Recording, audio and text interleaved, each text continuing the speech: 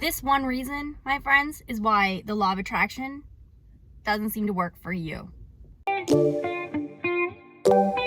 I'm Lori, your positivity princess. I'm here spreading love, positivity, and happiness with every single video. Now today, I've received another inspired idea, a download if you will. I've been reading Dr. Joe Dispenza, Breaking the Habit of Being Yourself. And it is mind-blowing, it is eye-opening. I mean, I already know most of, I don't want to sound like that. I know a lot already of what he was talking about, quantum-wise, okay? So ideas about the quantum physics, the quantum field, everything is energy, you know, the universal laws, all of that, okay? So if you don't know about those ideas, there are some videos I linked below about the universal laws, about the link of quantum physics and how to manifest. And I've also linked some videos from some other really good YouTubers. Now, I'm hoping you won't click off. Just wait, hang in there for a second. There's a reason why you're not manifesting. There's a reason why the things you want aren't coming to you, or even the opposite of what you want is coming to you. Now, the reason is simple. The reason is because you don't believe in it. And you're saying to me, no, I do, I believe it. I know all about the law of attraction. I know how to use it. I follow all of the guidelines, the rules, the processes, the steps. I have my my lists. I'm grateful. I meditate. I use my affirmations. Well, at the end of the day, if you're not manifesting and you keep on trying and it's not working, it's because you don't believe that it will work. So what you must do, okay, and hang in there, I'm going to tell you. Dr. Joe Dispenza in the book says, when you do create purposefully, request a sign from the quantum consciousness that you have made contact with it. Dare to ask for synchronicities related to your specific desired outcome. When you do, you are being bold enough to want to know that this consciousness is real and that it is aware of your efforts. Once you accept this, then you can create in the state of joy and inspiration. So what does that mean? What that means is that you ask the universe, you ask the consciousness, you ask the field, send me some synchronicities related directly to the thing that I am manifesting. And those synchronicities will serve as evidence to you on a deeper level.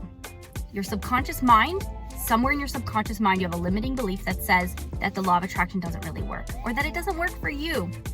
You've got to squash that. And the only way to squash that is to replace that limiting belief with a limiting belief that's serving you, that's helping you. Sorry, not a limiting belief, with a belief that's not limiting, an unlimiting belief. Something opposite, something polar opposite, you know, based on that law of polarity, where a belief can exist that's limiting you so much, a belief can exist that is freeing you so much. Once you can do this, then you can manifest anything. You have some kind of block, perhaps, okay? That's what I'm trying to tell you. Now, let me give you a quick example. Let's say I keep on trying to manifest $10,000. I want $10,000 to build a swimming pool in my backyard. So I keep on visualizing this $10,000. I visualize it falling from the sky. I visualize winning the lottery maybe. I visualize being very, and feel very happy that I've got this money, very free, financially free. I even picture myself swimming in that swimming pool. I picture the workmen putting it in. And I still don't manifest this pool.